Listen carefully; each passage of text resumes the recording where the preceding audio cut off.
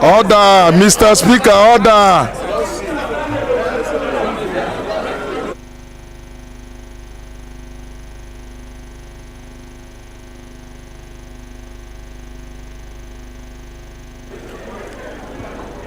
Honorable colleagues,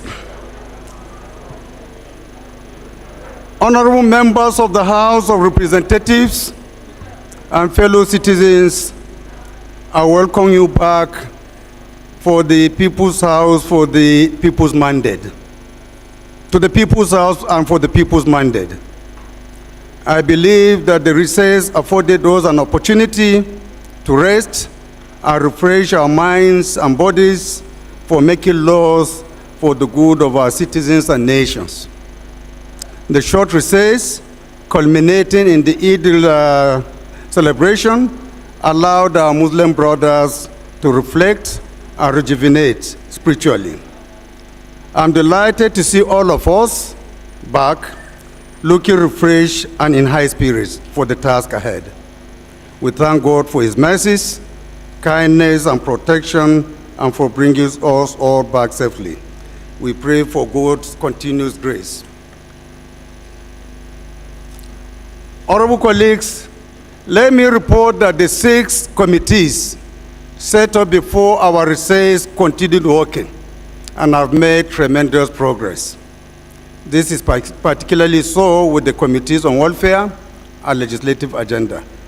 The committee has concluded office allocation, parking lots, and seats in the chamber for members to settle down quickly while other issues related to the work environment are being sorted out. The leadership of the House will take quick steps to address the welfare needs of members. I must appreciate members of the committees, especially those in charge of the office allocation, who sacrificed their recess to ensure the office, parking lots, and seat allocations were ready before our resumption. I also thank the Committee on Legislative Agenda, who sat throughout the holidays. We'll continue working together to ensure a very conducive environment for our legislative duties. May I also report that the constitution of committees is ongoing. The process is designed to meet the interests of every member, irrespective of party and political affiliations. However, we'll be guided by the legislative interests, experiences, capacity, and background of every member. The same principle should be adopted in filling up the remaining principal positions of the House. Honorable colleagues, we cannot gloss over the capacity challenges this 10th Assembly will have to grapple with as we settle down to work. This, of course, is owing to the high turnover rate of the legislature. It is perhaps the highest in our democratic journey since 1999.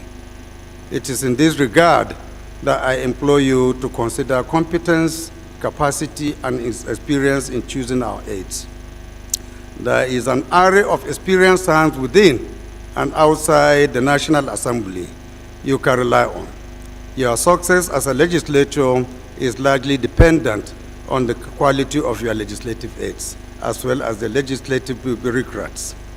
In view of the high legislative turnover, which has become part of our democratic culture, the House going forward will consider professionalizing the legislative aid services to ensure that new members have a smoother transition in the Assembly. Dear honorable colleagues, I want to believe that during our recess, we had the opportunity to interact with our constituents, to hear their concerns, and to witness firsthand the challenges they face in their daily lives. This connection and bond between representatives and the people we serve lies at the core of our democratic principles.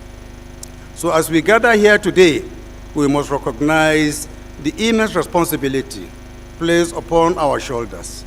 We have been entrusted with enacting legislations that will address our people's general well-being and shape our nation's future. The issues before us are complex, and the expectations of our citizens are high. We must rise above personal and partisan interest and work together for our collective success. Dear colleagues, we have been called to serve at one of the most challenging times of our constituents and nation. The present administration, which you are part of, is challenged by many economic issues, which include a huge debt profile, a volatile international oil market, rising unemployment, hyperinflation, a high poverty rate, infrastructural deficit, reindustrialization, and many more. This calls for our immediate attention and action. I need not remind us that our constituents are going through so many difficulties following the stoppage of government subsidies on petroleum products. Though taken in the nation's best interest, this singular action has occasioned increased commodity prices, transportation and operational costs for businesses, and the general cost of living. As the executive comes with policies and programs to alleviate the impact of the subsidy removal, we must be ready to respond with the necessary legislative actions in this regard. There is no gainsaying the fact that the House of Representatives and indeed the National Assembly plays a vital role in this country's economic trajectory. Consequently, we must profile legislative reforms to unlock Nigeria's economic growth and development of our vast human and natural resources. To achieve this, we must focus on opening bottlenecks in critical sectors of the economy through appropriate legislations, positioning for emerging industries that will attract foreign and domestic investors, and in turn, create sustainable economic development. Colleagues, our economic challenges are aggravated by the perilous security situation in the country, despite the very commendable efforts and tremendous sacrifices of our security personnel. The relationship between the economic crisis and the precarious security situation leaves the country in a quagmire as both are fall out from each other and reinforce themselves. Notwithstanding the successes of our security forces in protecting lives and properties, internal security remains precarious and challenging. In the course of our recess, the nation witnessed unprovoked attacks on innocent citizens of the Federal University, Gusau, the killing of farmers in Birnungwari, the attacks in the communities in Mangu local government of Plateau State, the reported killings in Anambra State, and other such cases that are reported and often unreported. We shall take adequate and proactive legislative steps for them, strengthening our security forces to rid our nation of these criminals. I must acknowledge the swift action taken by the President of the Federal Republic of Nigeria, His Excellency Asiwaju Bola Ahmed Tinubu, in injecting fresh ideas into the security sector for the appointment of new security chiefs. We hope the new security chiefs will respond to the security situations with the urgency it requires. On our part, we will provide the required legislative support in the defense of our nation. Honorable colleagues, while building on the legacies of previous sessions, we must now redefine the modus operandi of legislative businesses as we advance. We shall strengthen committees to conduct oversight of MDAs effectively. Henceforth, oversight duties, including investigative hearings, must be brought to their logical conclusions, with reports and recommendations tabled before the entire House for necessary legislative actions. The leadership of the House shall monitor this process to ensure that members conduct themselves honorably and appropriately. As we reconvene today, we must be guided by accountability, transparency, and good governance in our principles. We must hold ourselves and the executive branch accountable for their actions. The trust that the Nigerian people have placed on us demands nothing less. We must also ensure that our deliberations and decisions are transparent so that our citizens have faith in the integrity of our legislative processes. This assembly is a citizens' parliament. In that regard, the Committee on Legislative Agenda will engage all members through appropriate platforms to develop a citizens' legislative agenda. I therefore call on all members to actively participate in this process when called upon.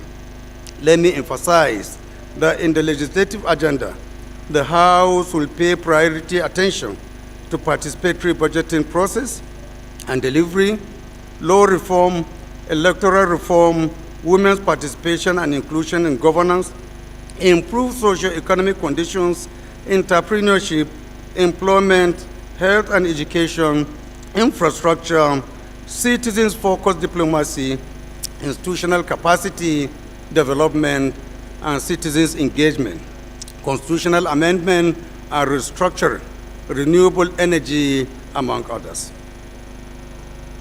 As legislators, we know that the citizens' engagement is the fulcrum of any legislature. The 10th Assembly will adopt the Open NAS project. The Open NAS project will not only affect the conduct of oversight and lawmaking, but will equally cover issues around the funds of the National Assembly. If, as a legislator, we ask questions about how other arms of government utilize appropriate funds, we must equally be open to taking such questions from citizens. This equally requires having functional constituency offices and regular interactions with our constituents. We will strive to return the legislature to those who own it through regular, meaningful, and productive engagements. As noted in my acceptance speech, colleagues, I remain grateful for the privilege of leading the 10th House of Representatives as the Speaker. I assure you that I will not fail in discharging my duties alongside everyone. Let me reiterate that the House under my leadership will be fair to every member, irrespective of our political leanings. Feel free to approach us anytime as we carry this responsibility of service to the fatherland. The fanfare and excitement of elections are over.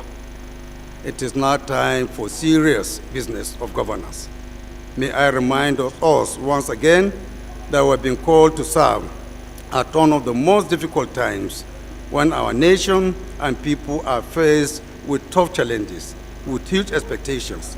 But for us to succeed in this task ahead and bridge mass deficit in citizens' trust in government, we must set aside our differences and work together as patriots, committed to the ideals upon which our great nation was founded. Let us put the interests of Nigeria above else, and strive to create an inclusive society that upholds the rule of law, protects human rights, and promotes social and economic progress for all. Together, let us work tirelessly to address our nation's pressing issues. May our collective efforts bring about positive change and transform Nigeria into a beacon of hope. An opportunity. To achieve this, we must demonstrate a renewed hope, determination, and an unwavering commitment to building a greater nation. As I welcome you back to the People's House, we must roll all our sleeves for the people's mandate. Thank you all. God bless the Federal Republic of Nigeria. Thank you so much.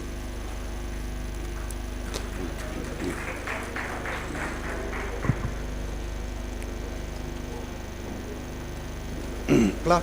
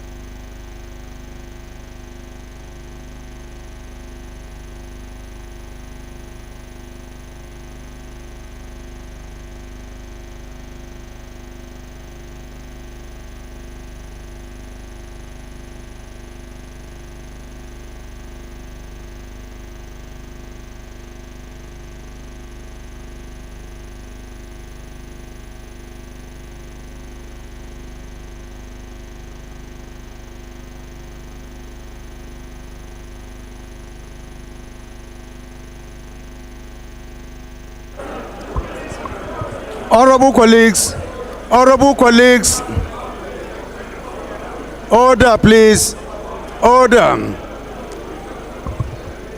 My attention has just been drawn to the issue of our honorable colleagues who are occupying seats upstairs, that they cannot hear me and they cannot access what is happening on the ground floor.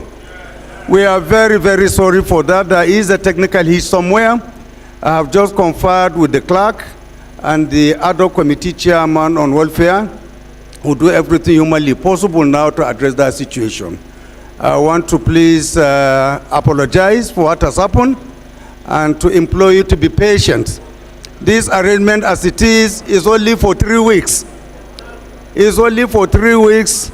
By the time we resume plenary in September, we will be occupying our main chamber where everything is expected to work optimally. So please bear with us. If you can be able to get seats here, anywhere you see an empty seat, please use it for now until we rectify the problem. Thank you very much.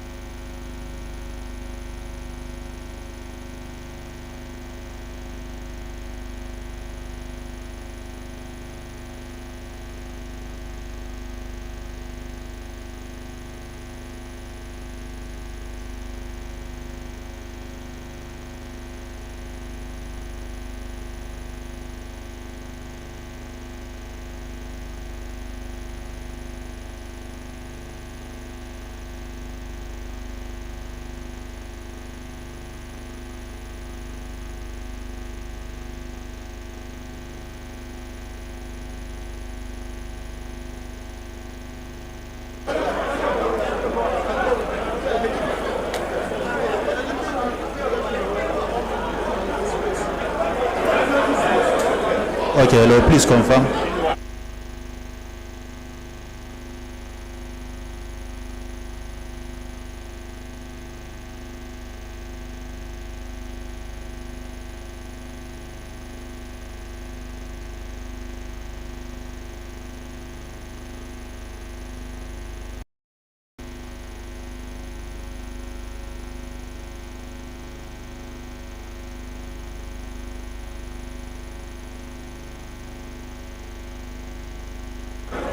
Honorable members, please get seated.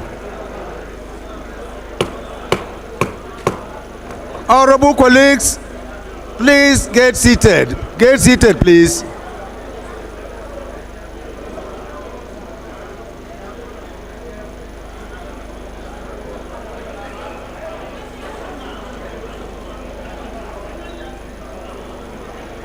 Honorable colleagues, I have some announcements for you.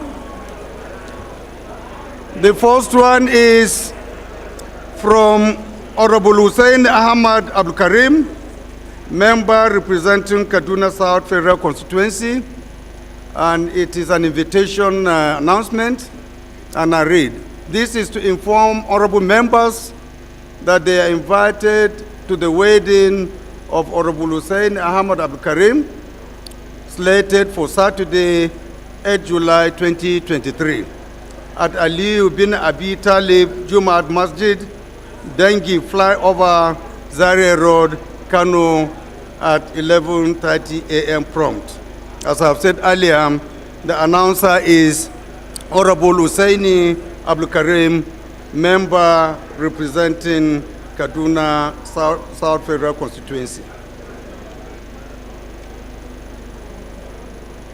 I also have an announcement from our dear brother, Honorable Anemiro Dekeri, member representing Isako Federal Constituency, and this announcement is in respect of the demise of 4 great personalities in Isako Federal Constituency, namely Chief Raymond Alebo Topesi, Alhaji Sadiku Momo, Chief Charles Oba, and Sir John Osioma. Honorable colleagues, may we rise for a minute silence in honor of those departed souls.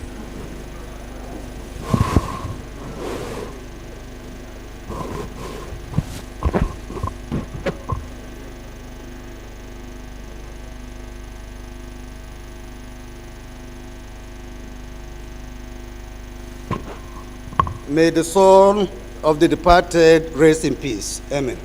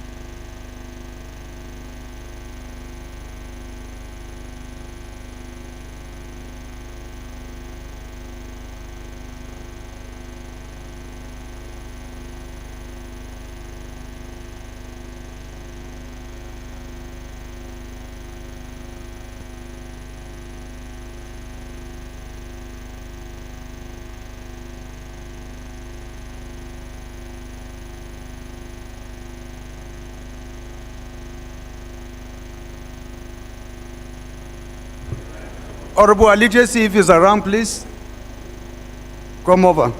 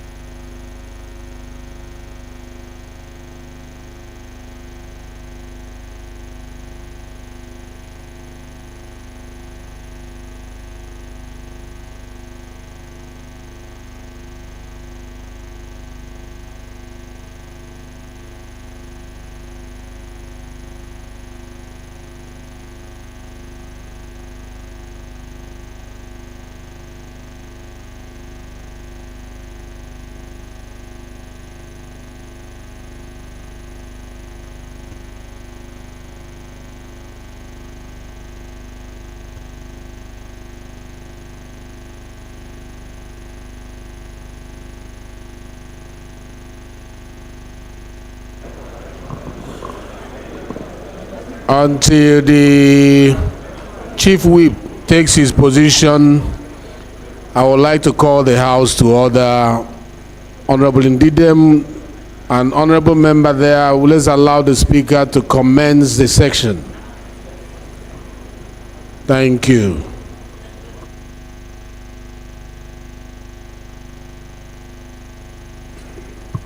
Honorable colleagues, I have some announcements coming from our minority parties caucus, and I have some letters from the leadership of the minority parties for announcement here, and it is respect of nomination of minority leaders of the 10th Assembly. With your kind permission, I will read the letter. The letter is addressed to my humble self, and the title of the letter is Nomination of Minority Leaders. According to the standing rule of the House, Order 7, Rule 8, stated that members of the minority parties in the House shall nominate among them minority leaders, minority leader, minority whip, deputy minority leader, and deputy minority whip. According to the resolution of the minority caucuses, sharing the 4 minority positions among the 3 of the minority parties with the highest number of members, we wish to formally notify the House that the minority leaders nominated the following people. Number 1, Honorable Kingsley Chinda has been nominated as the minority leader, and he is from the party PDP extraction. Number 2,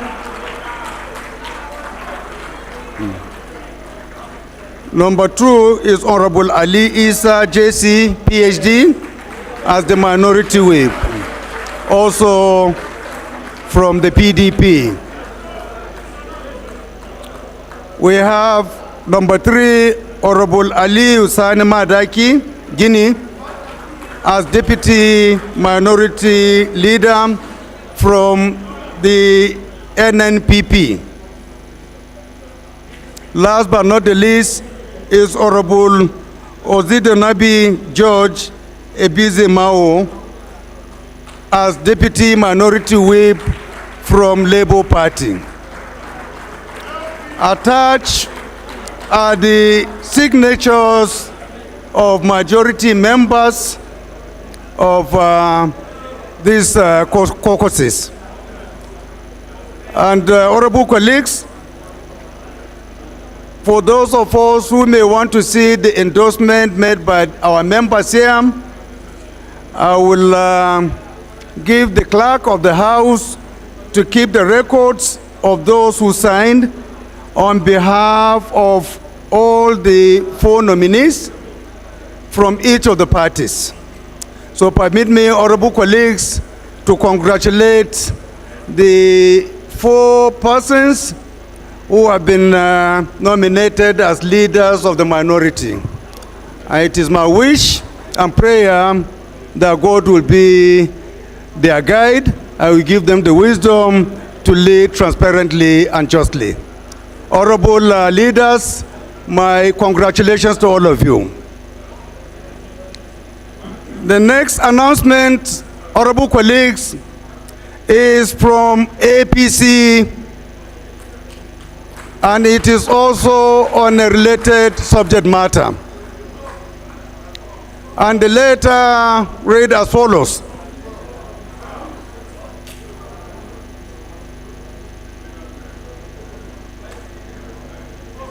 That the undersigned members of All Progressive Congress, caucus of the 10th House of Representatives, hereby endorsed the following people. Honorable Julius Ehovere, APC Edo, as majority leader.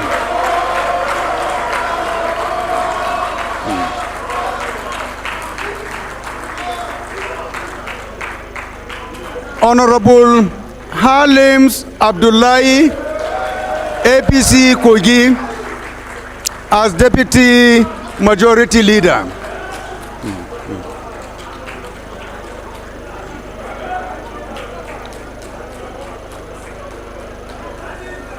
Honorable Adewumi,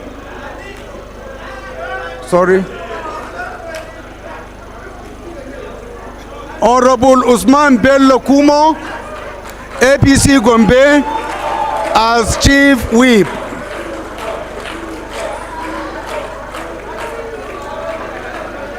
And last but not the least, Honorable Adewumi Oriyomi Onanuga, APC Ogun, as Deputy Chief Whip.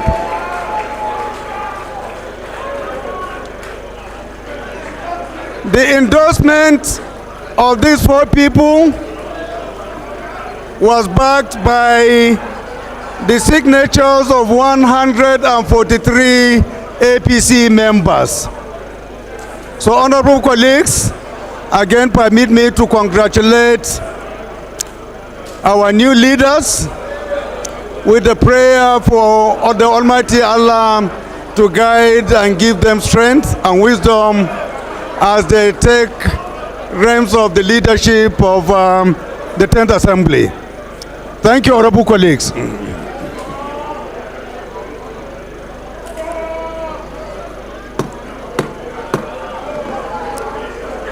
Leaders, please take your seats. Take your seat, please.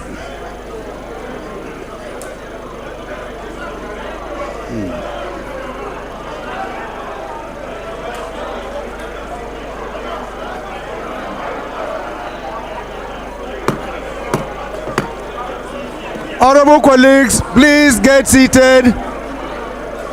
Get seated, please.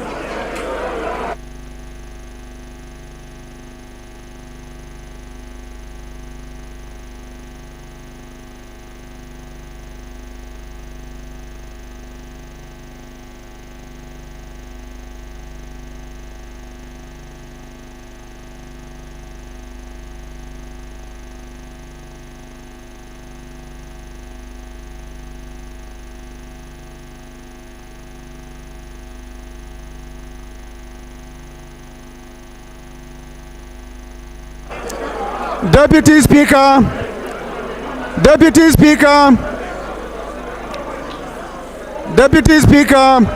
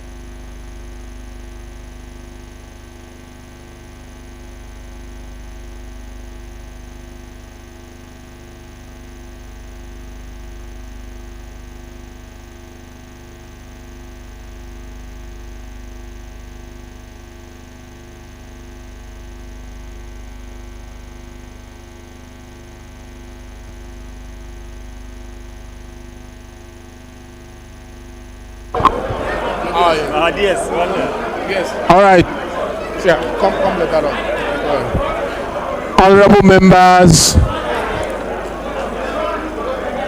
Honorable members, please sit down. We have a ceremonial handshaking to carry out, and unless we are seated, honorable members, sit down. Honorable members, sit down. We have a function to carry out. Sit down, honorable members. No more handshaking, please. Honorable members, sit down. I'm taking them. Wait. Honorable members, we have to lead the majority leadership to have a handshake, ceremonial handshake, with the most distinguished speaker that is seated. So I will encourage all the leadership of the majority to follow me as we take you to the most distinguished speaker for a handshake. Thank you. And after that, the minority leadership, I will come and lead you to have another handshake with the speaker. Thank you.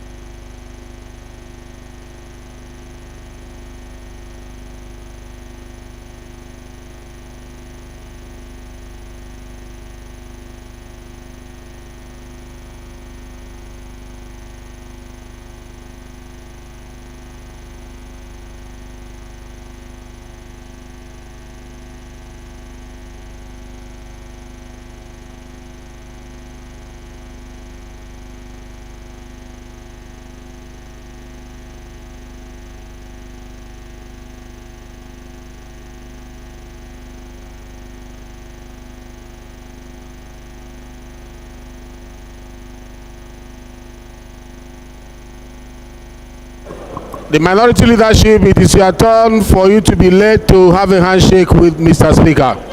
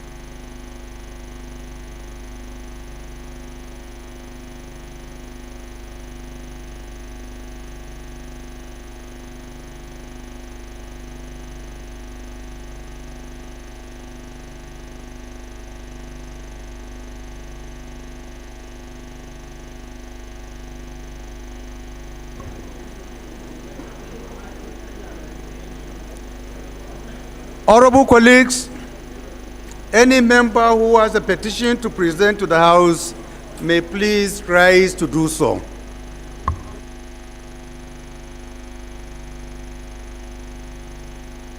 Any petition? Go ahead.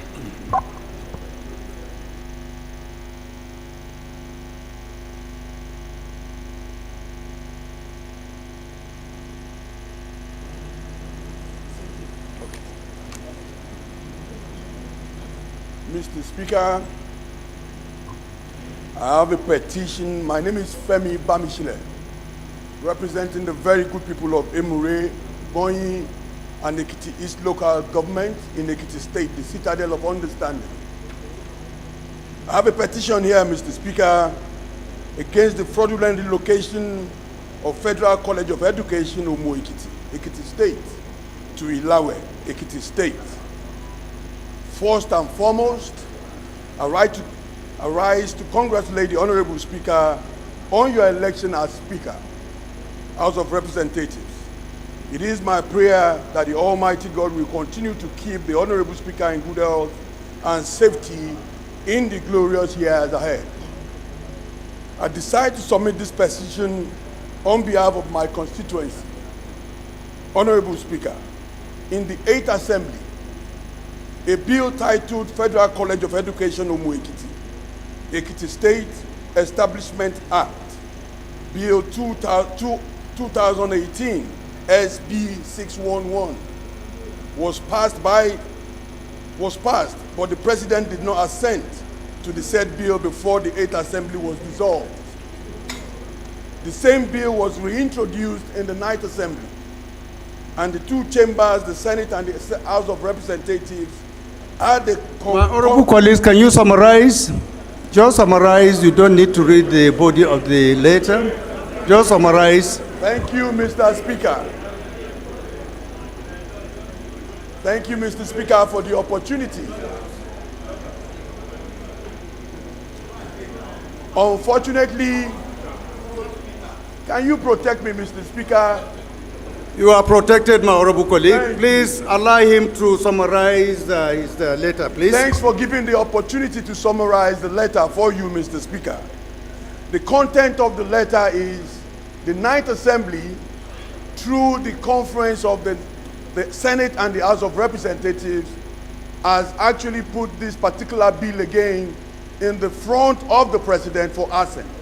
As we were awaiting the assent of the president, unfortunately, on the 28th of last month, the permanent secretary to the Ministry of Education wrote a letter saying the College of Education has been relocated to another community in my state. As we speak, the youths of the state are going headlong with each other, fighting, and I don't want this to cause any problem from within our state to the National Assembly. My plea, as it is written in the petition, I would submit for you and hope that the House, by the grace of God, do justice before the state turns on fire. Thank you, Mr. Speaker, for the opportunity. Please proceed to lay your report. Your petition, sorry. Any more petitions? Any more petition? No? The petition is hereby referred to the Committee on Public Petitions when constituted. We now go through matters of urgent public importance. Any member who has any matter of public importance may please rise to present. Any member? Any member? No. Yes, Mr. Speaker. My name is Honorable Elod Moore.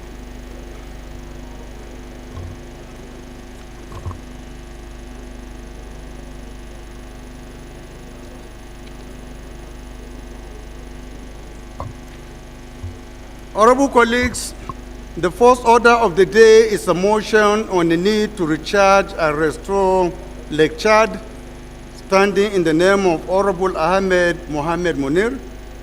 Honorable Munir is invited to move the motion. Honorable Munir, is he around? Please go ahead.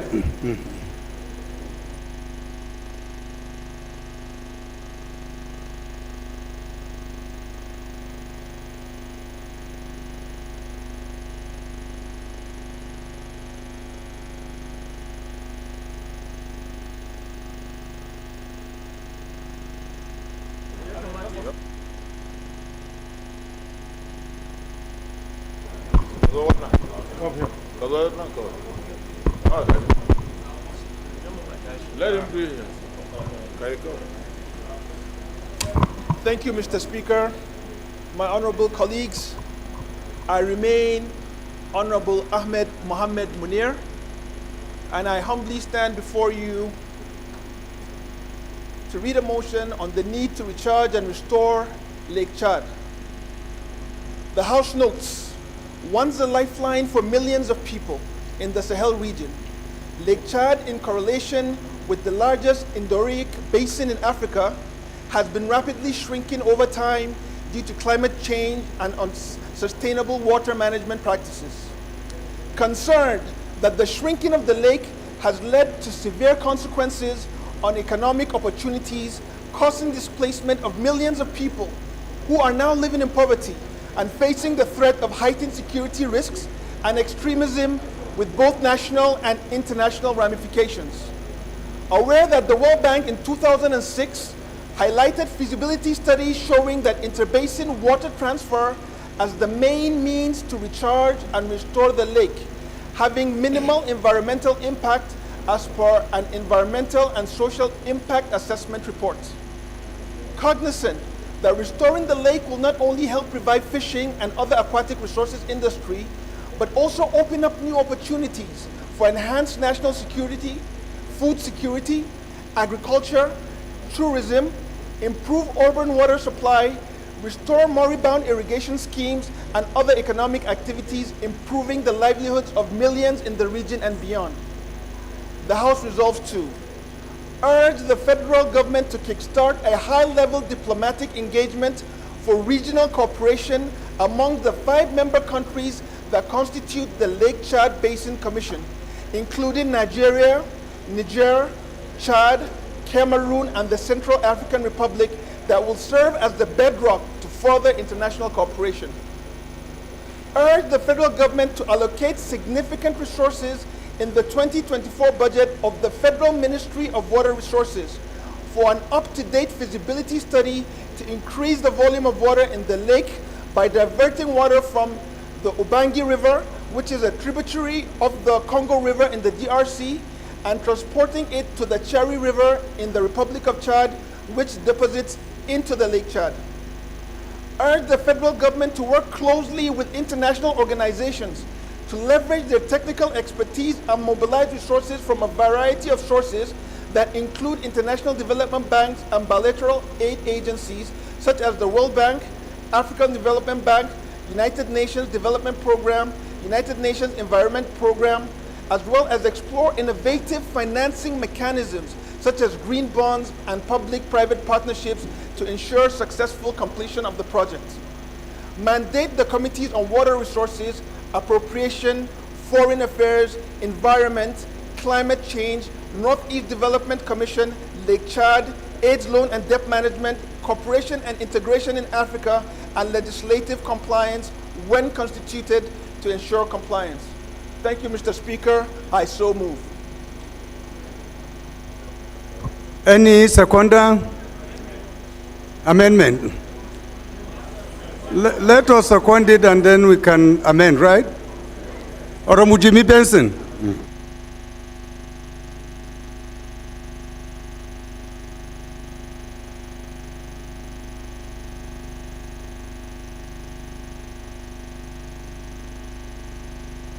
I represent the gender-friendly people of the Ikorodu Federal Constituency. Mr. Speaker, I rise to second this motion, ably moved by my honorable colleague. I so second.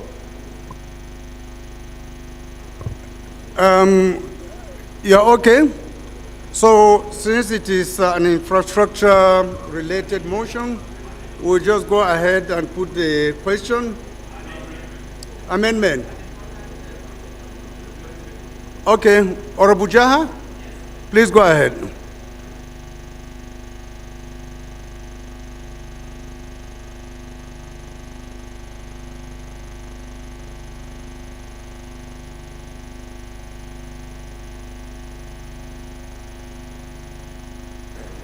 Ameja Babao is my name. I represent Chibok, Dambua, and Goza Federal Constituency, including the remaining 89 not yet recovered Chibok girls. Mr. Speaker, honorable colleagues, while aligning myself with prayers of the motion, I have the following amendment: to urge the countries of Lake Chad Commission to provide adequate security for the implementation and achievement of the above prayers. This is my amendment, sir. Thank you. Right. Any seconder to this amendment?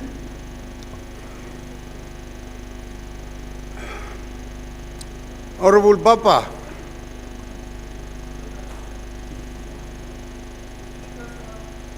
Sorry.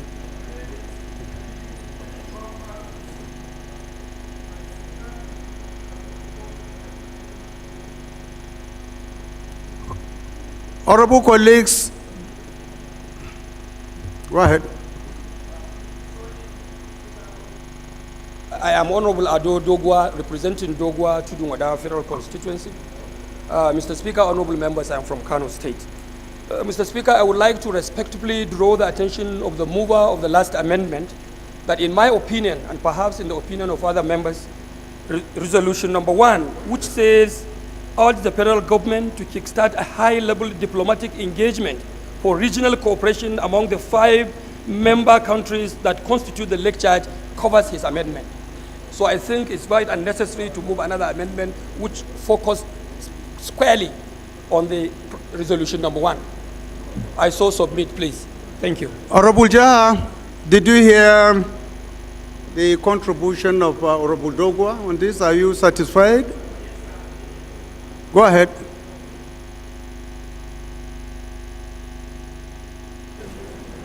You see, the amendment is enhancing security.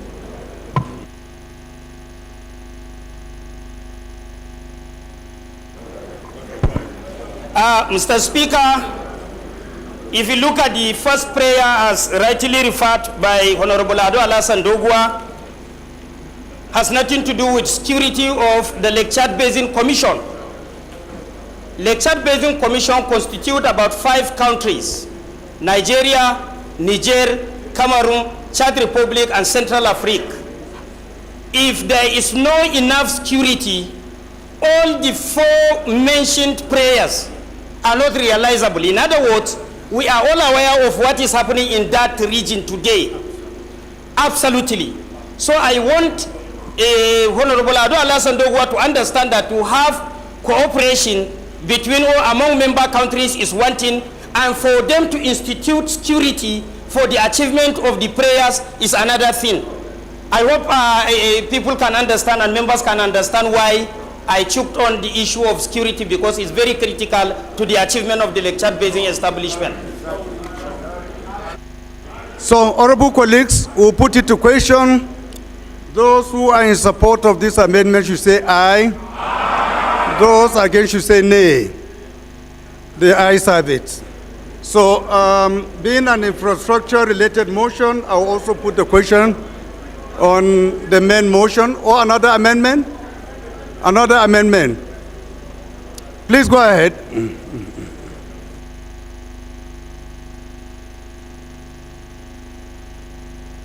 Mr. Speaker, honorable colleagues, I remain Dr. Midala Usman Balami, member representing Askira Uba Hawul Federal Constituency.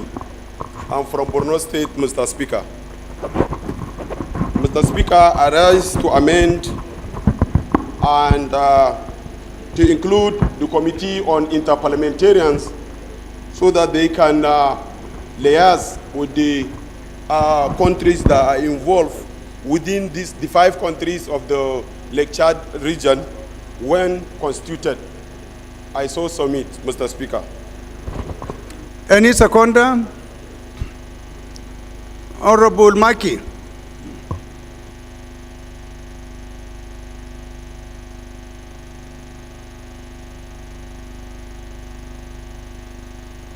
Thank you, Mr. Speaker. My honorable colleagues, I'm Abubakar Maki Eleman. I'm from Jigawa State.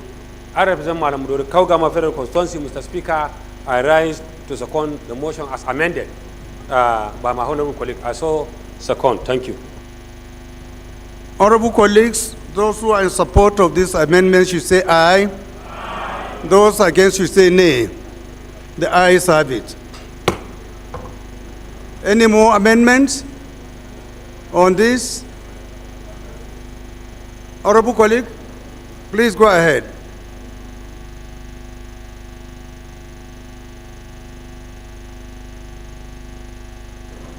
Mr. Speaker, I remain Honorable Uchenna Harris Okonkwo, representing Idemili North and South Federal Constituency.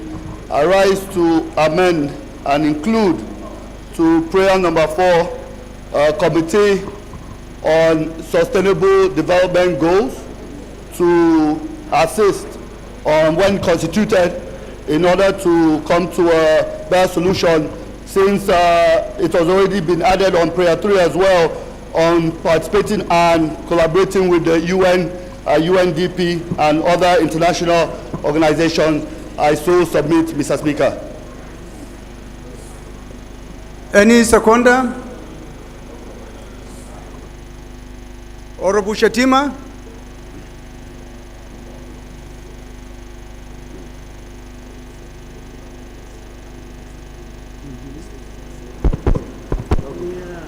Mr. Speaker, sir, honorable colleagues, I remain Lawan Shatima Ali, representing Bursari, Gaidam, Unusari Federal Constituency, and from Yobe State. I rise to second the amendment motion as ably moved by my colleague. I so second, sir.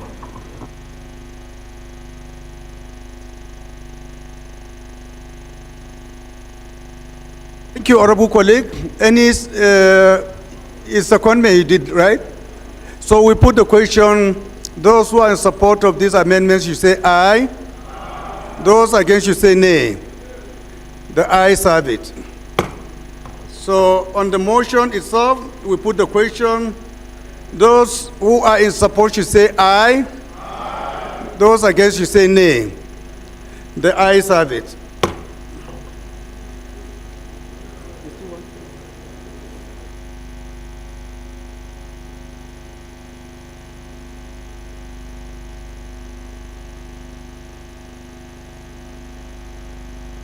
Honorable colleagues, the second order of the day is a motion calling on the federal government to construct Lafia Doma, Rutu, Basa, Rafin Gabas, Nasarawa, Orozo Road, standing in the name of Honorable Gaza Jonathan Bekwi and 3 other honorable members.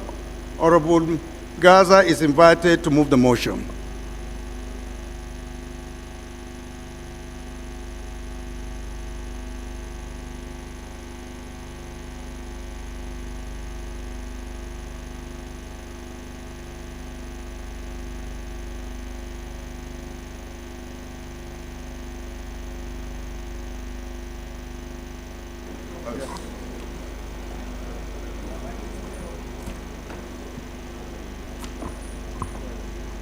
Honorable Speaker, honorable colleagues, my name is Honorable Gaza Jonathan Befi, and I represent the people of Karu Kefi, Kokona Federal Constituency of Nasarawa State. I rise to move a motion to call on the federal government to construct Lafia Doma, Rutu Basa Rafin Gabas, Nasarawa Orozo Road. The House notes that the Lafia Doma Rutu Basa Rafin Gabas Nasarawa Orozo Road, which is approximately 146.1 kilometers long, was first coded and gazetted in 1974 as part of the Nigerian road network. Since then, successive administrations have made efforts to construct the road with file number DDH/R/DC/2010/volume1/16 and route 301 in bracket F124. But unfortunately, these efforts have not yielded the desired results. The House also notes that the road section, which takes up from Lafia Makodi Road within Lafia Township, the capital of Nasarawa State, traverses through several towns and communities in Doma, Kokona, and Nasarawa local government areas of Nasarawa State.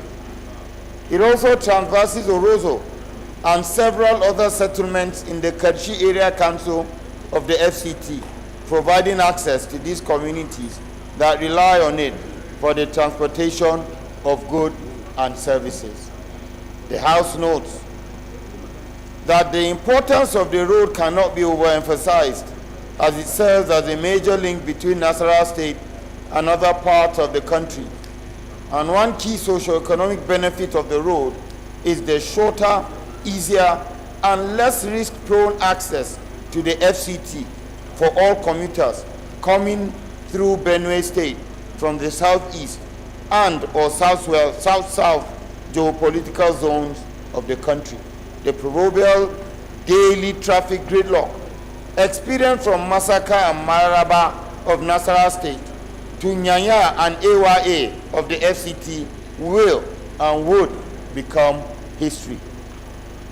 The House, aware that the construction of the proposed new road will provide access to and from Abuja Airport through Apo, bypassing the present congested route, also aware that the new access route will serve as an economic boost for commuters and aid the transportation of agricultural produce from the north central, southeast, and south-south regions to FCT and beyond. The construction of this new road network will serve as a catalyst for economic growth, reduce negative environmental impacts, and improve the overall standard of living of the host communities and the state in general. The House acknowledged that the road is not only crucial to the economic development of the state, it also ensures the safety and security of the people who depend on it due to proximity to the nation's capital. The House is concerned that further neglect by the federal government of such an important and strategic project will not only continue to cause significant hardship to the people of Nasarawa State, but negatively affect economic activities, as the current access route to the FCT leads to massive loss of man-hour due to long traffic delays, high transportation costs, and loss of valuable goods in transit. Therefore, the House resolves to number 1, urge the federal government of Nigeria to construct Lafia Domarutu, Basa Rafinkwara, Orozo Road.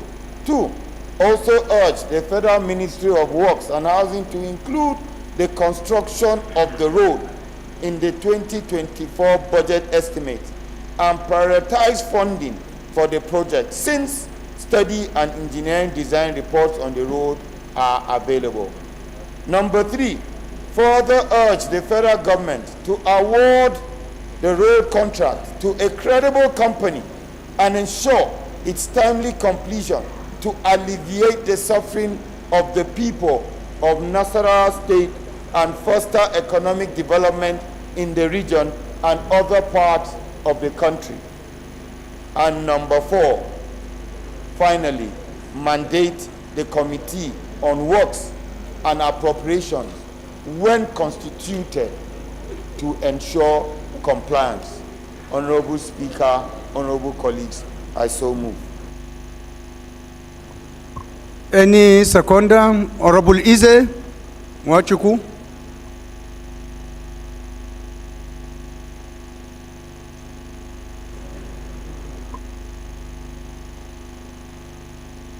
Remains Honorable Eze Mwachuku Eze, representing the good people of Ebonyi Federal Constituency, south of the nation, Ebonyi State.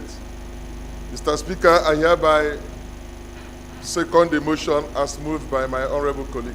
Thank you. So, honorable colleagues, this one is also an infrastructure-related motion, so we just go ahead and put the question. Those in support of this motion should say aye. Aye. Those against should say nay. The ayes have it.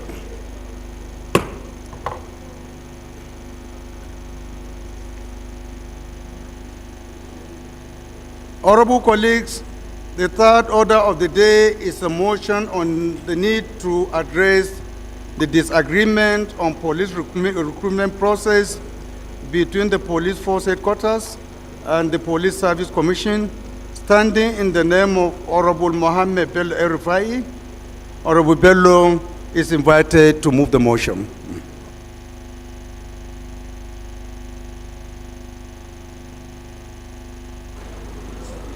Mr. Speaker, What is the point of order? Thank you, Mr. Speaker. My name remains Ademori Aliukuye. I represent the good people of Shomolu Federal Constituency, and I'm from Lagos State. Mr. Speaker, my point of order is brought pursuant to Order 9, Rule 1, Sub-Rule 5, on page 47 of our standing order. Mr. Speaker, the rules provide that reference shall not be made to any matter on which a judicial decision is pending. Mr. Speaker, with the benefit of hindsight, as a former member of the Committee on Police, this matter was deliberated upon, and after our conclusion, the Police Service Commission went to court over the matter. As we talk, this matter is subjudiced and is pending before the Court of Appeal. And therefore, our standing order provides that such matter should not be discussed. I so move, sir. Honorable colleague, I will please beg your indulgence because I have had a discussion with the mover of this motion. I'm sure what you will do will probably answer all our questions, please. So please let's allow him to speak on this particular motion. Thank you.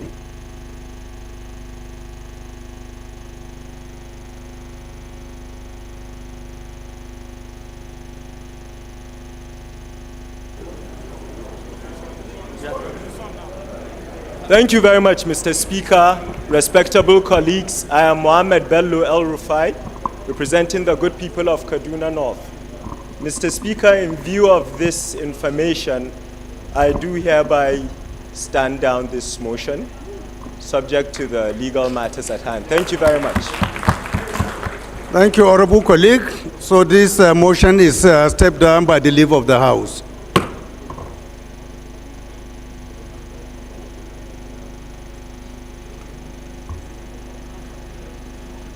Honorable colleagues, the fourth order of the day is a motion on the need to harness the potentials in the maritime sector for economic growth and revive the abandoned Osekwa Seaport at Ihiala local government area in Anambra State, standing in the name of Honorable Pascal Abodike. Honorable Abodike is hereby invited to move the motion.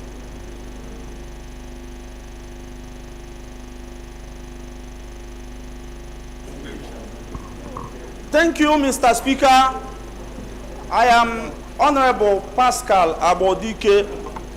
I represent Ihiala Federal Constituency of Anambra State. Mr. Speaker, dear honorable colleagues, my motion goes, need to harness the potential in the maritime sector for economic growth and revive the abandoned Osakwa Seaport at Ihiala local government area in Anambra State. The House notes that Nigeria GDP growth is mainly dependent on the contributions of the oil and gas sector. Hence, there is a critical need to diversify the country's revenue base. House also notes that the maritime industry provides government with the right platform to diversify economy, and if properly harnessed, it has the great potential to generate huge revenue from both local and international transportation of persons and goods by water. Approximately 80% of the shipping business done in the coast of the West Africa is done in Nigeria. Mr. Speaker, we further note that an event organized by the joint body of Nigerian seafarers professional group to commemorate the 2023 World Seafarers Day. The seafarers states that Nigerian maritime industry has the potential of generating $100 billion annually if properly harnessed. Aware that Osakwa Seaport in Ihiala local government area of Anambra State, established before Nigerian independence and was a major route for transportation in the old eastern region, but it became moribund after the Civil War. Also aware that compared to the Lagos Seaport, which is 60 nautical miles, to the Atlantic Ocean.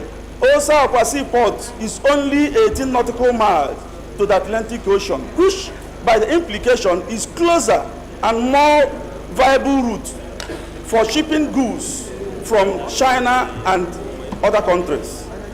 Further aware that Osa Akwasi Port has the capacity to handle over 35% of maritime business in Nigeria. Concerned that the abysmal neglect of the sector has both its potential to create jobs and contribute to the country's GDP are lost.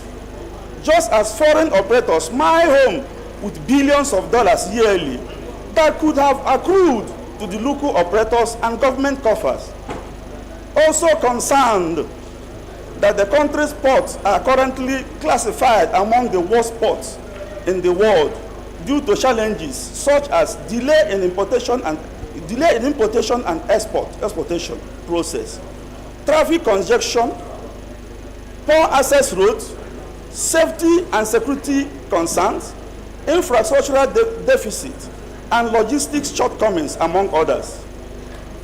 Cognizance that maritime sector embraces all related business activities ranging from offshore economic activities such as fishing, salvage, towage, and underwater resources on onshore economic activities such as port activities, maritime transportation and shipping, construction, repair maintenance activities, as well as enterprises involved in carrying out other activities. Also cognizance that practical and holistic plans is required to address issues bedeviling the industry. Further cognizance that Osa Akwasi Port, when revived, will create over 2 million jobs directly and indirectly in maritime business, oil and gas, power, education, housing, agro-food industry, entertainment, and tourism, among others, thus generating huge revenue and boosting nation's economy. Mr. Speaker, the House is hereby resolved to urge the federal government to take proactive steps towards diversifying the economic base by harnessing the great potential in the maritime sector and ensuring the challenges hampering the growth of the sector are effectively dealt with. The second prayer also urge the federal government to revive the abandoned Osa Akwasi Port in Ihiala local government area of Anambra State in order to reduce the pressure on existing seaports and checkmate overdependence in the petroleum and as well as boost nation's economy. Further urge the federal government to include the construction of Osa Akwasi Port dredging of Oras River in Ihiala local government area of Anambra State in the 2024 budget estimate. 4. Mandate Committee on Maritime Safety, Education and Administration when constructed to ensure compliance. Thank you, Mr. Speaker. I so moved.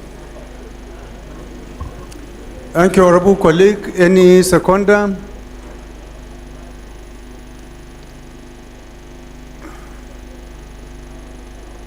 Honorable Salami.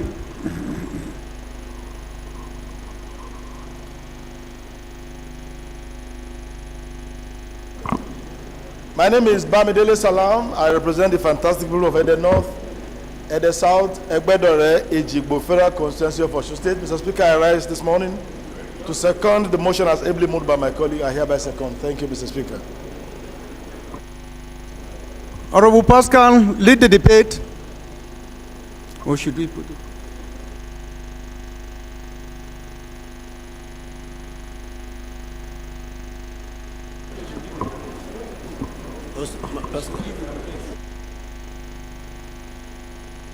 Thank you. Okay. Thank you, Mr. Speaker. Honorable.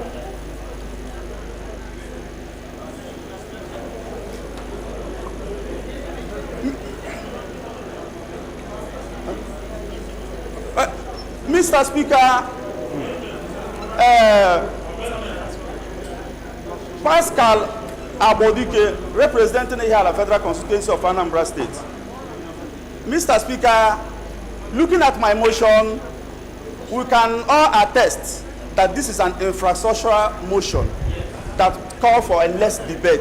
It is a very straightforward motion that will boost the GDP of Nigeria. Our economic growth is very, very important this time, and it will reduce our dependence in the oil sector. Mr. Speaker, it is self-explanatory, Mr. Speaker. Thank you so much. Any amendment? Any amendment?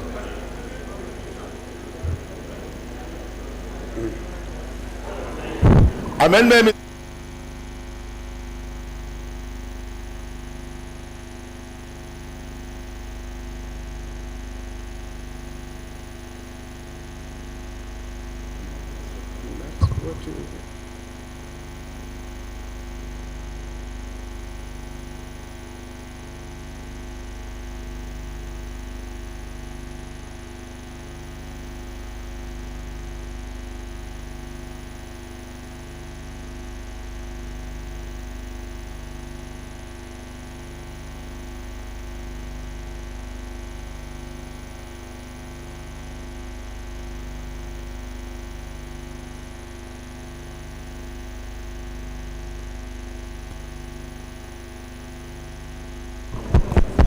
Thank you, Mr. Speaker. Honorable colleagues, Agbeji Yechemina Frederick is my name. I represent Sabama Krema Federal Constituency. I'm from Bayelsa State. Mr. Speaker, honorable colleagues, I want to lend my voice to this all-important motion. Mr. Speaker, like the mover said, we have been concentrating on the oil industry, while the wealth, globally wealth of any nation lies in the marine sector. And Mr. Speaker, if we as a nation pay attention to exploring our marine sector, we are going to be a lot better in terms of revenue for management of resources and development in this country. Mr. Speaker, you have a lot of untapped resources in the marine sector. And that is the reason why my colleague has brought this motion. This motion will enable this parliament to urge the executive arm of government to continue to see how they can explore massively the resources, untapped resources that are dominant in the marine sector, that are of economic benefit, that are of so much financial resources that this nation can draw from it. And Mr. Speaker, I want to urge you, Mr. Speaker, and members of this House, to support this motion in its entirety and urge the executive arm of government to pay attention to our untapped resources in the marine sector. I so support, Mr. Speaker, and honorable colleagues. Thank you. Thank you, honorable colleague. Any more contributions or amendment to the prayers?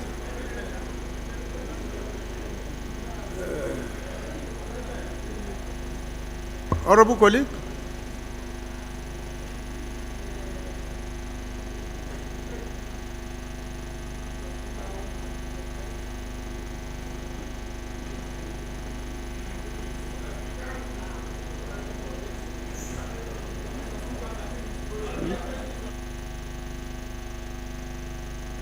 Order, please, order.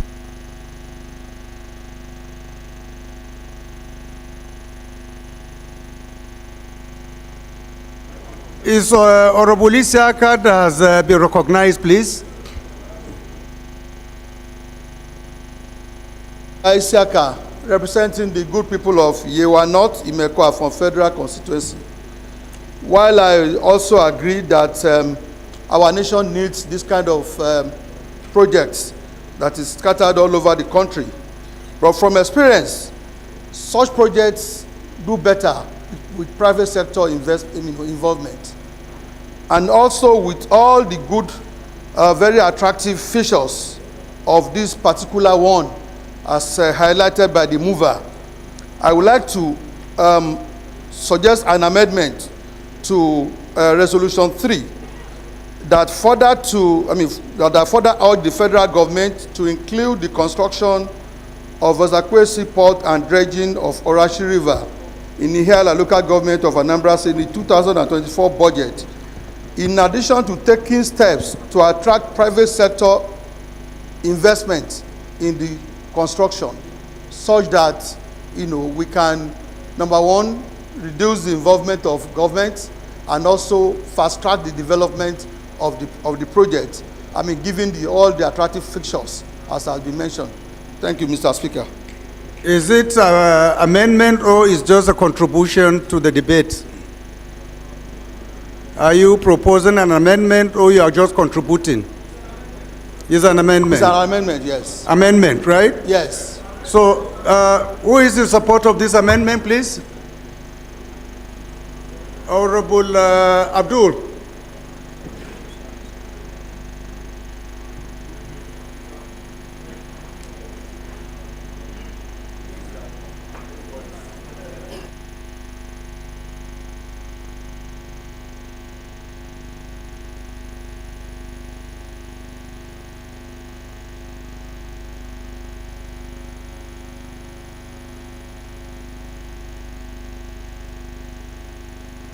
Ably moved by my colleague, Honorable Siaka.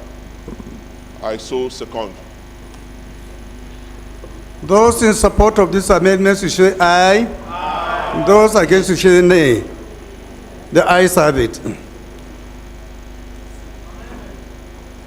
Any more amendments or contributions? Honorable Kafilat, sorry. Mr. Speaker, honorable colleagues, I hereby rise to amend the motion that the Northeast Development Commission, when constituted, should be added to be able to join in also ensuring that this motion is, used. Thank you. I'm amending prayer number 4, that they should mandate the Northeast Development Commission to also join when constituted to ensure compliance. Order, please, order. Any seconder to this amendment?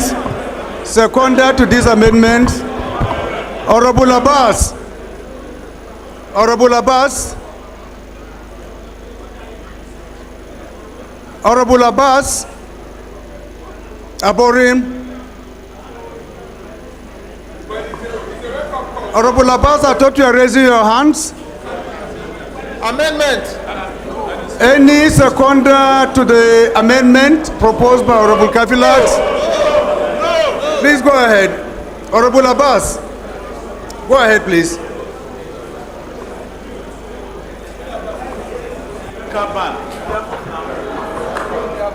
Amendment. Mr. Speaker, amendment. Mr. Speaker. Mr. Speaker. Amendment. Amendment, Mr. Speaker. Order, please, order. Honorable Gaza. Honorable Gaza.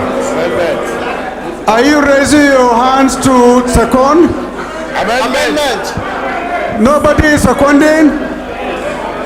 Honorable, please. Capulat, nobody is seconding the motion? Order, please.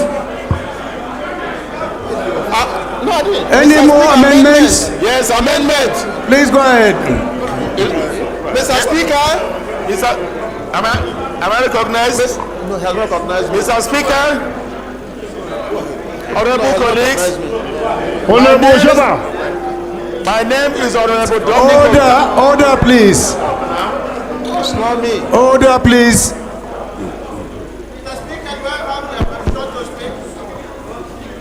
Gaza, take your seat. Am I protected, Mr. Speaker? Mr. Speaker, my names are... Honorable Shaba, take your seat, please. Honorable Engineer Dominic Okafor. I represent Agota Federal Constituency in Anambra State.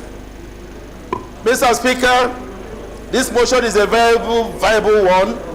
Coming from that state, and knowing that Anambra, Nnewi and Onitsha are predominantly traders and importers, and they go through a lot of pains in bringing their goods from faraway Lagos ports and Onne ports.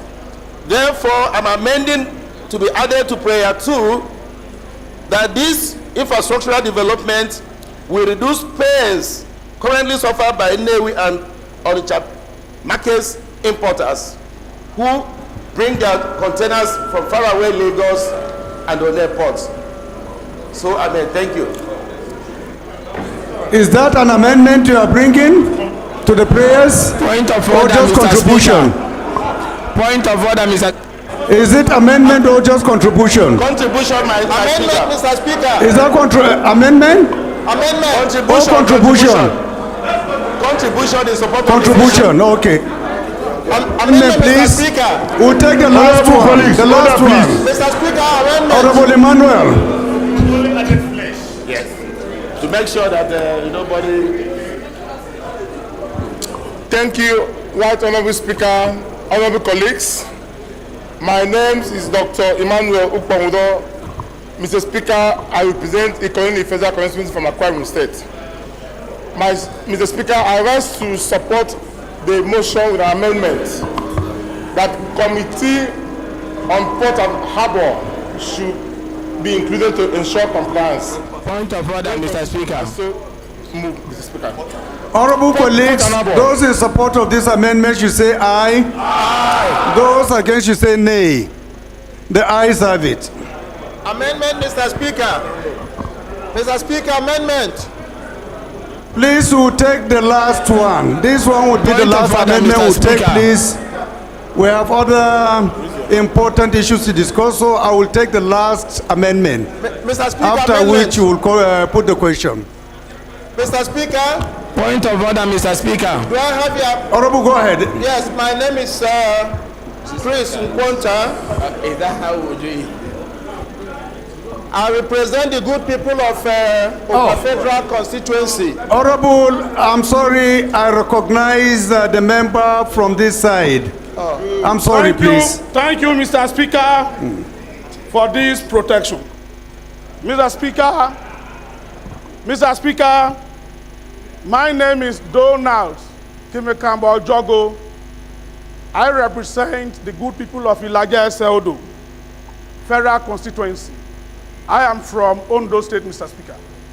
Mr. Speaker and respected colleagues, I rise to propose an amendment to the effect that as viable as this motion is, it appears to have been restricted to an area, but it has a very big opportunity that will open up our GDP, increase our GDP, and open up other opportunities for us as a nation. I hereby propose an amendment as follows: that the committees on ports and harbors and maritime safety, security, maritime safety, education, and administration, when constituted, to explore other opportunities and avenues as this, so that further motions like this will not come up.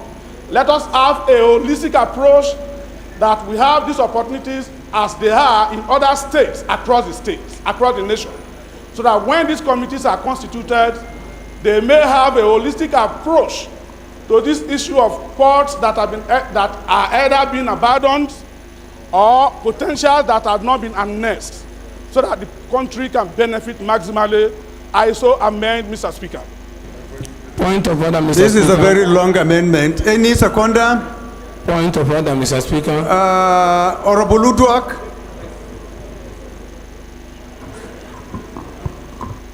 Thank you, Mr. Speaker. Mr. Speaker, Honorable Luduak Odudo is my name. Speaking for the good people of Ikorabasi, Parin and East Nobulu in Akwa Ibom State. Mr. Speaker, I rise to second that motion. Those in support of this amendment should say aye. Aye. Those against should say nay. Nay. The ayes have it. My honorable colleague, I think I will permit you to speak, but please make it brief. I will. Mr. Speaker, colleagues, my name is Chris Nkwonta, and I represent the good people of Okwa Federal constituency. Mine is just an amendment to prayer number 3 where the mover of this motion specifically mentioned the dredging of Orashi River. Mr. Speaker, I come from a maritime background, and I'm very familiar with most of the challenges we have in the maritime industry.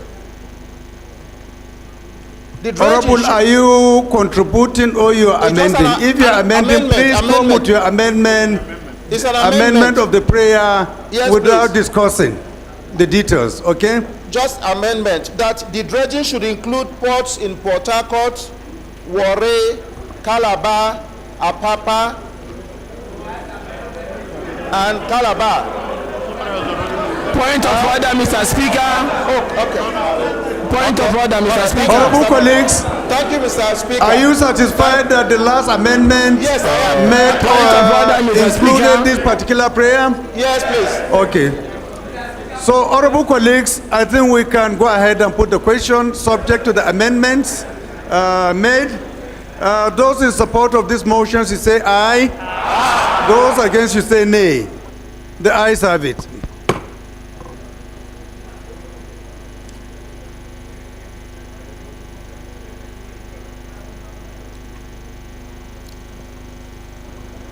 Honorable colleagues, the sixth order of the day is a motion on the need to investigate the alleged abuse of 2.3 trillion naira generated from... Fifth, sir. Oh, the fifth. Fifth one, sir. Oh.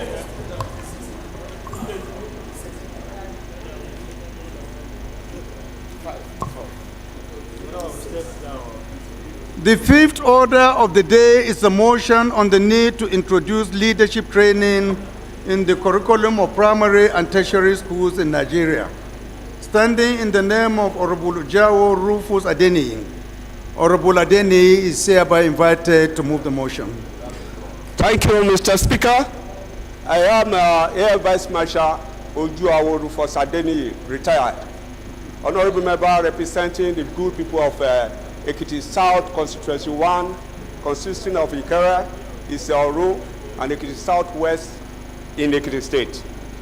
Mr. Speaker, it's my honor this morning to move this motion that the House notes the absence of leadership training in the educational curriculum of our schools at all levels in Nigeria as it's presently implemented. Also, note the importance of leadership training as a foundational ingredient and the bedrock of nationalism, patriotism, if commenced at the crucial formative age of a citizen. I want the House to be cognizant of the roles of leadership training in promotion of selflessness, nationalism, patriotism, and especially in keeping with the global best practices. I'm concerned that the continued absence of leadership training in Nigerian schools is depriving the Nigerian child the opportunity to internalize the core values of leadership at earliest possible stage and make it a part of their value for the benefit and betterment of our country, Nigeria. Disturb that if immediate steps are not taken to incorporate leadership training into the curriculum at all levels of schools in Nigeria, another generation of Nigerians will be deprived of the opportunity to imbibe the core values of leadership in their formative years. Also disturb that the upcoming generation of Nigerian children will, in absence of leadership training, be ill-equipped to compete in the global environment for ideas, or global environment of ideas for a truly Nigerian perspective and from the standpoint of national interest and prerequisites of defending the Nigeria national interests. Worried that the lack of leadership training may in the future pose an essential threat to the management of our national resources and the defending of Nigeria national interests. I'm aware that, or the House to be aware, that the introduction of leadership training in Nigerian schools will better prepare the Nigerian child for overcoming the challenges of national cohesion, reduce regionalism and parochialism in the conduct of national affairs, and promote unity and national ethos. The the House should resolve to engage the relevant stakeholders to formulate the appropriate policy required to incorporate leadership training into the curriculum of Nigerian school at all levels. Number 2, set the timeline for adoption and implementation of policy to enable every child in Nigeria to be trained in leadership to encourage selflessness, nationalism, and patriotism. And lastly, to mandate the Committee of Basic Educational Services and tertiary education and services when constituted to ensure implementation. Mr. Speaker, I hereby move. Any seconder? Any seconder? Honorable, with the black cap. Right, the Honorable Speaker. At the back.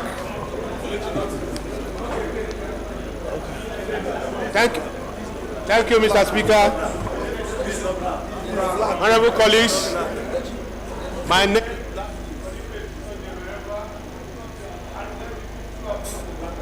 I represent the good people of Ikwere, Emo and Federal Constituency in River State.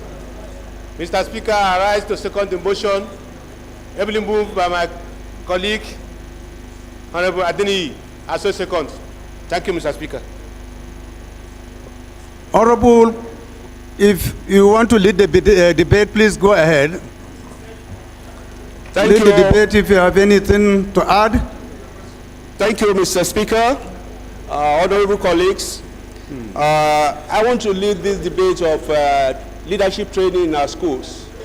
Sir, if we're going from the fact that leadership is the ability of any man to enforce or to encourage others to do what they would not ordinarily do. And when we're looking at the system we are running in the country, sir, it is obvious that we actually need this training in the sense that if you have people who are leaders at every point, delegation of responsibility to them will become so easy. And I can tell you this, when you see our schools today, some of our schools, if you go into primary 1 to primary 6, a child who is a captain in primary 1 is always a captain throughout the class. However, if leadership training is involved, you will see that the students, both at primary and secondary school level, they start exhibiting leadership traits. So we are all born with the leadership traits. However, not all of us, not everybody have equal leadership traits. And not all of us has the traits altogether that are needed for us to lead a society in a very good manner. I give you an example. I might be a Democrat. There are some of us that are autocrats. There are some of us that are just laissez-faire. But however, all these leadership traits are needed at one situation or the other. And what leadership training is going to do is to enable us to know when to apply what type of leadership trait into a situation. And that will make us to become a all-round leaders in whatever we do.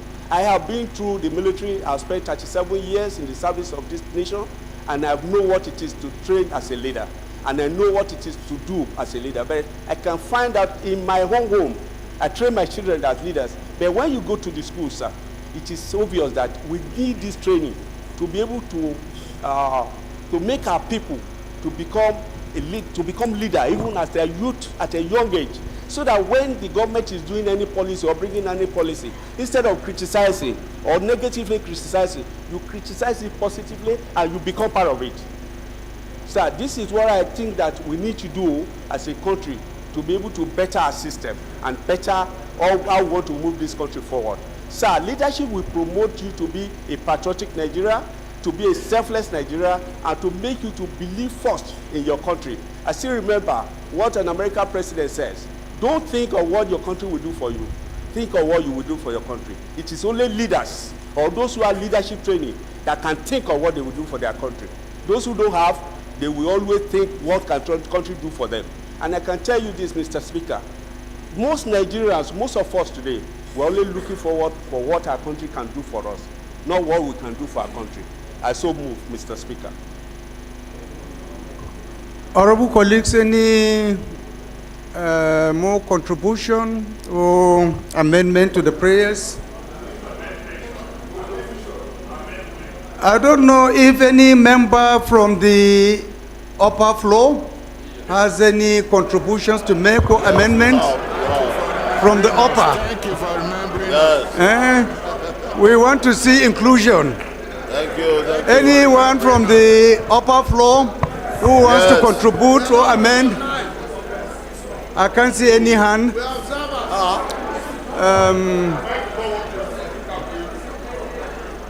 are subjected to observers.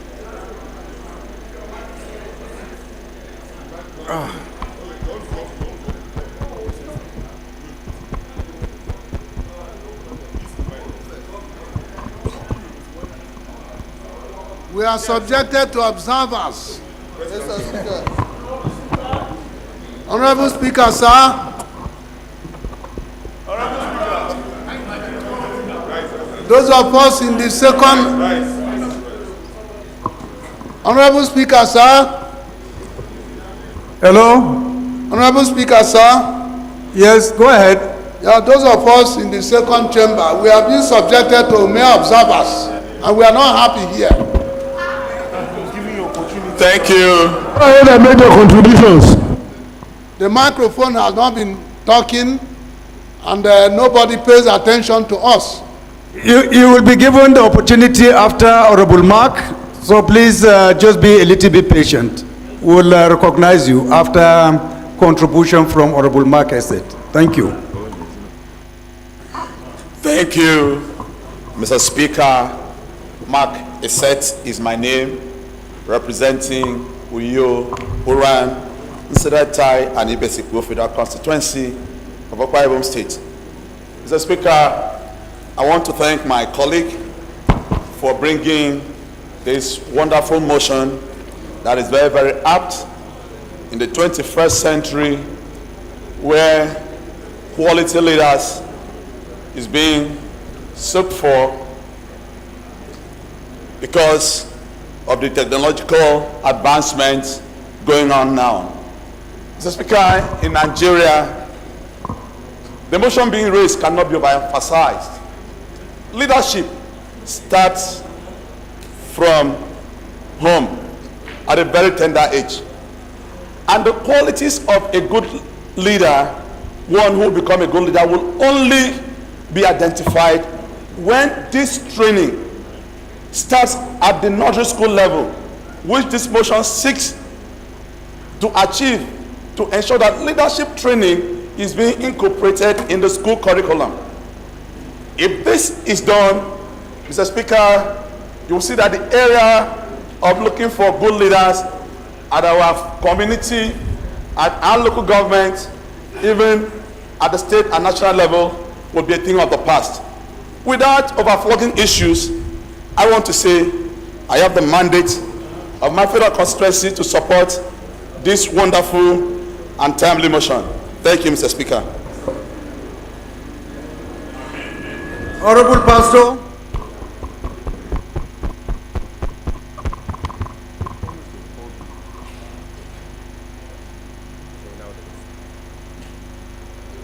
Sorry, Honorable Pastor, please, can you sit down? I remember I promised to yield the floor to one of our colleagues at the upper level. I don't know whether he's hearing me. Honorable Member, can you please speak? Mr. Speaker, we are many here. Can you hear me, please? Yes, Mr. Speaker. Yes. Go ahead, please. Okay. Mr. Speaker, thank you very much for the opportunity given to those of us up here to make contribution to this very life-touching motion. Speak to the mic. Speaker, my name is Honorable Barisumeha Sunday. I represent the people of Eziagu, the federal constituency of Enugu State. Mr. Speaker, my contribution to this debate is just like my colleague has said, the issue of leadership cannot be overemphasized. The importance of leadership in Nigeria is such that everybody in Nigeria should be keenly interested in advancement of leadership training and imbibing the qualities, the features that will help us to grow leaders that will take our country to a greater height. And the only way we can achieve this is when we start from the foundation, from the nursery to the primary to the tertiary and so on and so forth. So this motion is timely, is very important, and we should, as a matter of urgency, as a matter of seriousness, consider it and approve it. So I submit, and that's my addition. Thank you, sir, Mr. Speaker. Thank you, Honorable colleague. We take the last contribution from Honorable Pastor, sir. Pastor. Thank you, sir. Thank you very much, Mr. Speaker, my distinguished honorable colleagues.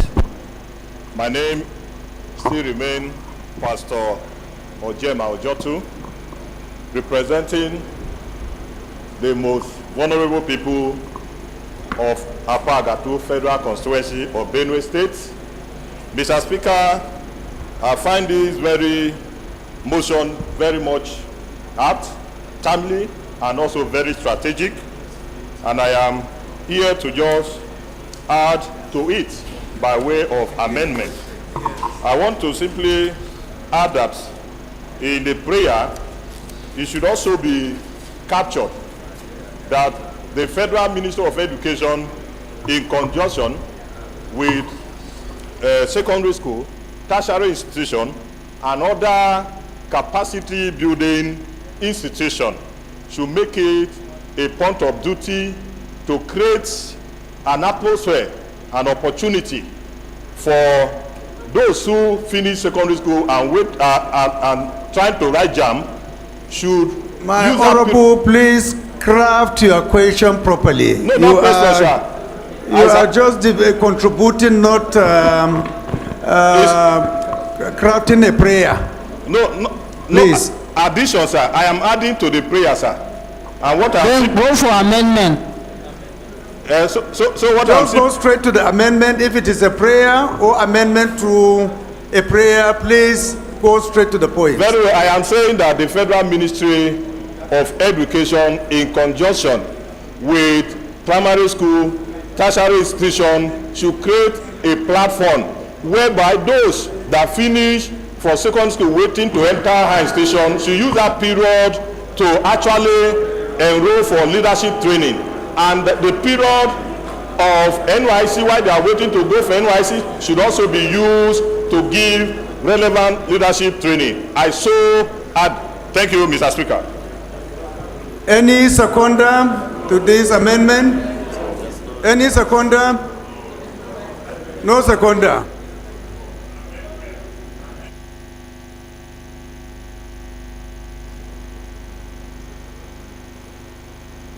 Mr. Speaker, sir. Do we have anyone from the upper floor who is willing to come up with an amendment? No? Yes. That is the Speaker. My honorable, go ahead. Mr. Speaker, Thank you, Mr. Speaker. My name is Anamero Dekari, representing the good people of Esako Federal Constituency.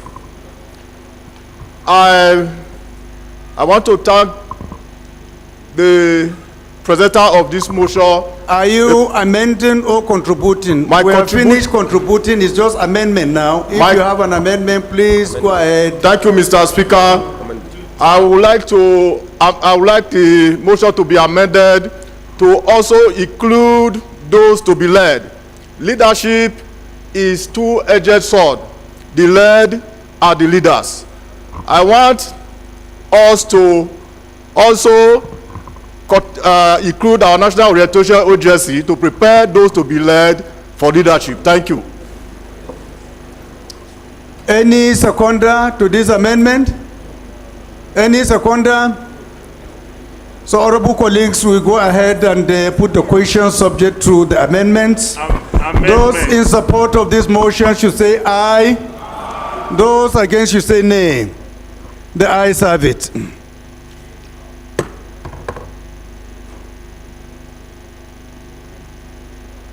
Sorry, I want to draw us back to the earlier motion. That is our fourth order of the day, the motion that was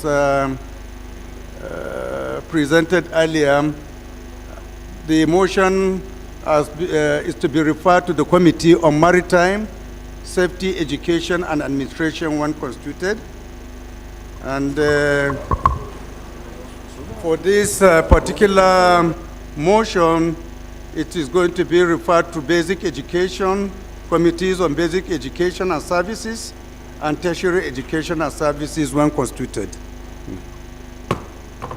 Honorable colleagues, the sixth order of the day is a motion on the need to investigate the alleged abuse of 2.3 trillion naira generated from tertiary education tax by the Tertiary Education Trust Fund from 2011 to 2021, standing in the name of Honorable Olushola Fatoba and two other honorable members.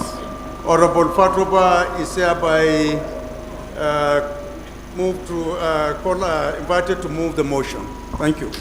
Thank you, Right Honorable Speaker, distinguished honorable colleagues. I remain Fatoba Olushola, member representing Ado-Ekiti, Irepodu, Ifelodun Federal Constituency. I'm from Ekiti State. I rise to move for a motion on the need to investigate the alleged abuse of 2.3 trillion naira generated from tertiary education tax by the Tertiary Education Trust Fund from 2011 to 2013. Mr. Speaker, honorable colleagues, this particular motion is co-sponsored by myself, Honorable Olushola Fatoba, Honorable David Fo, and Honorable Sakari Riyamba.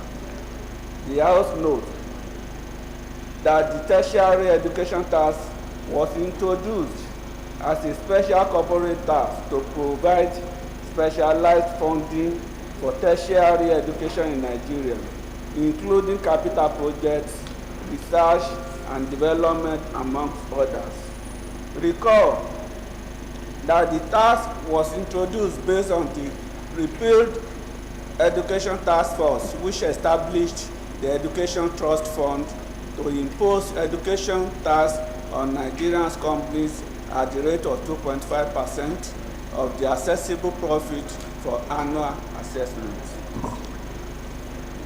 Also recall that in 2011, the Education Task Force, the Education Tax Act was repealed and enacted Tertiary Education Trust Fund, established Act in 2021, the Finance Act,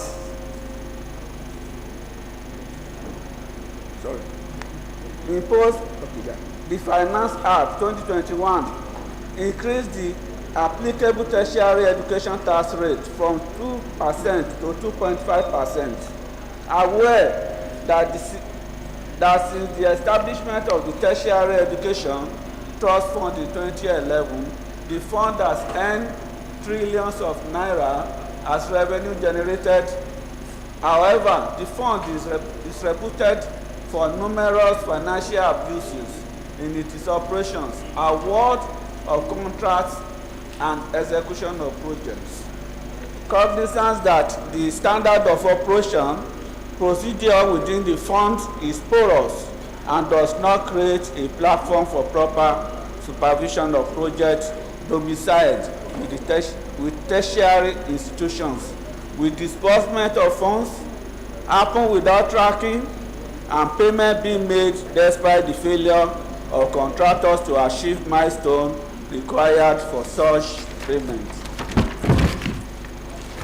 Mr. Speaker, honorable colleagues, the House further notes that the abuse, actions, inactions, and infractions have resulted in the misappropriation of funds and unjust enrichment of funds worth about 2.3 trillion naira. Worried that if urgent steps are not taken to investigate the allegations, the decay of the tertiary education system will continue to increase, thus resulting in strike actions, substandard institutions, lack of faith in the system, migration of talented youth, and total collapse of the education system arising from gross abuse of a laudable special intervention program and aspiration of the president to provide opportunities to young people through quality tertiary education. The House do resolve to set up an ad hoc committee to investigate the allegations and report back within 4 weeks for further legislative action. I so move. Thank you. Honorable colleagues, any seconder?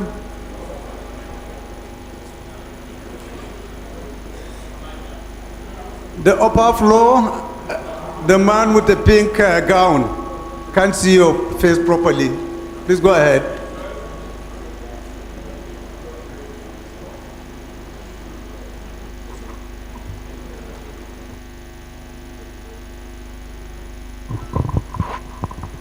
Honorable Speaker, sir, I remain Honorable Sab Ahmed from Edu Patigi, Moro Federal Constituency. I support the motion moved by honorable colleague. I so move. Thank you. Amendments.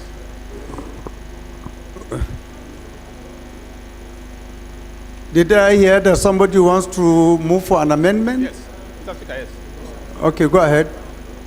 Mr. Go ahead. Thank you, Mr. Speaker. Distinguished colleagues, my name is Solomon Bob, and I represent Abu Aodua and Ahoda East from River State. Mr. Speaker, this is a good motion, but I have an amendment. And its amendment is thus. I think we should, my amendment is that we should carry out a less investigation from 2016 to 2023. The reason is that we have already investigated from 2011 to 2015 by this House. And the report of that investigation was laid before this House. So it amounts to unnecessary effort. Hello, honorable colleague. My attention has just been drawn to the fact that this is an investigative motion. It does not require for amendment. If you have any contribution to make, you should wait until when the ad hoc committee is constituted, and then you can forward your contributions. With due respect, Mr. Speaker. This is the rule of the House, please. Mr. Speaker, I would like to be pointed to that rule. Honorable, you should be guided, please. Please let us respect the House rules, since that is what it has stated. Can I see the rule, Mr. Speaker? It does not give room for debate, please. Please sit down, sir. Sit down, please. Thank you, sir. Thank you. Who colleagues, we put the question. We put the question, please. Those in support of this motion should say aye. Aye. Those against should say nay. The ayes have it. Honorable colleagues, we have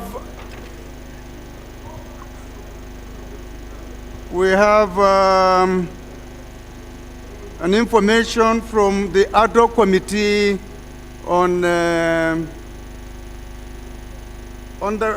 hoc committee on the review of the standing orders of the House, and his message goes as follows: honorable members who may wish to recall that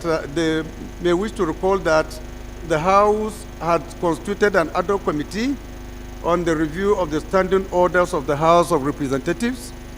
Consequently, members wishing to propose a review may present such to the committee secretariat in room 6, White House, House of Representatives.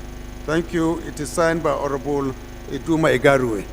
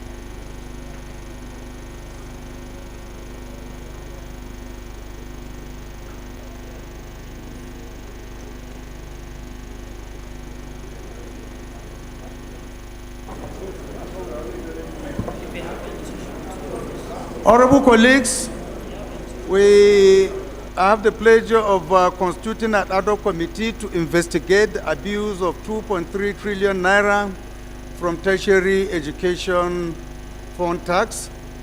And the composition of the members are as follows. Honorable Wale Oke will chair this ad hoc committee. Honorable Oime Idem will be the deputy chairman, while Honorable Nnoli Naji, Kafilat Obara, Inua Garba, Jonathan Okwidiko, James Barka Shuaibu, Honorable Ginger Onu Sibe, Dr. Gali Mustafa, Honorable Thomas Eren, Honorable Abdusamad Dasuki, Honorable Gali Mustafa, Honorable Olulula Fatopa will be members of this committee. They have, based on the prayers of the mover, that they have 4 weeks within which to present a report to the House. Thank you.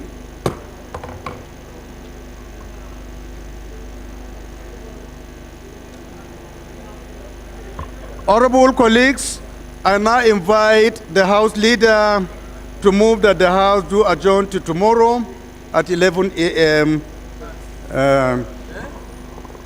The House Leader, you are hereby invited. Mr. Speaker, I remain Professor Julius Ihonvere, representing the wonderful people of Owan Federal Constituency. I'm from Edo State. Having exhausted our order paper, I move that the House to stand adjourned till Wednesday, tomorrow, the 5th of July, 2023 at 11 a.m. I so move, Mr. Speaker. Minority Leader, please can you second? Thank you, Mr. Speaker, my dear colleagues. Kingsley Chinda. I represent Obiabo Federal Constituency. I'm an Ikwere man from Rivers State. Mr. Speaker, my dear colleagues, in seconding this motion, I will also want to use the opportunity to thank the entire members of this House and indeed Nigerians and reassure you of our preparedness to carry this country forward. On that note, I second the motion that the House do adjourn. I so second. Thank you, Leader. The House is hereby adjourned to tomorrow, 5th July by 11 a.m.